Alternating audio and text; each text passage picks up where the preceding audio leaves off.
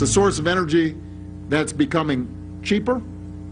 We all know it's cleaner, and more businesses are starting to take notice.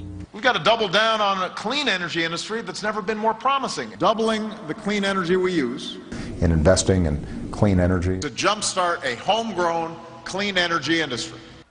So remember when President Obama touted the future of green energy and pumped billions of tax dollars into solar power production? Well, today the industry's future looks dim as investments into green energy are beginning now to dry up. Fox Business Network's Joshi joins us right now to explain. So as the subsidies dry up, so does the business, because... Well, because there's, tons of jobs, and the entire industry is reliant upon these billions of dollars, and we know where those billions have gotten us. I mean, according to my research, 1/10 of 1% of the grid comes from solar power. So you think about the money that's gone in, billions, and the output, almost nothing, right? And so now Wall Street, this is a big business issue, and what everyone is talking about is what's going to happen with the solar industry, what's going to happen with those billions, what's going to happen with those jobs that he said they were going to be created, and clearly the nation is in need of jobs. They're just not coming from solar right now. Sure. So if we take a look at the failed subsidized solar companies, there are, unfortunately, are a lot of them. Solyndra, everyone remembers that.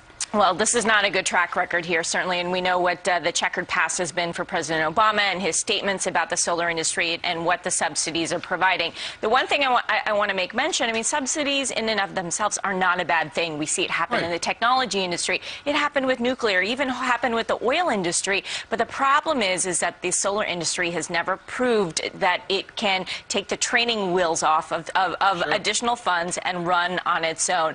Now people are saying, well, solar may be dead in the water. What's going to happen with nat gas? I mean, I know you guys know this very well. We've got 100 years of energy. It's much cleaner than coal out of producing 50% less CO2. There's lots of great reasons and jobs, frankly, right?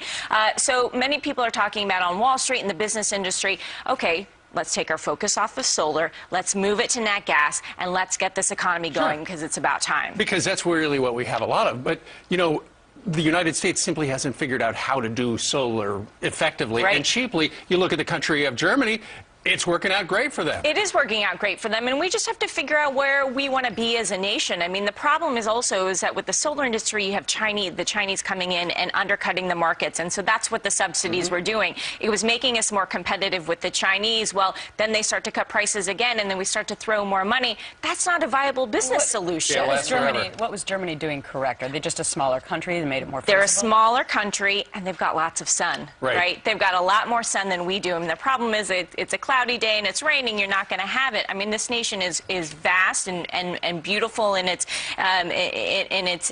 makeup. In California, it's a great solution. Here on the East Coast, it's just not going to work. So you have to have a little bit more of a mixed solution. Of course, nat gas is a big part of that too. Because we got plenty of that. Yep. All right, Shivani, we thank you very much for joining us today from the business.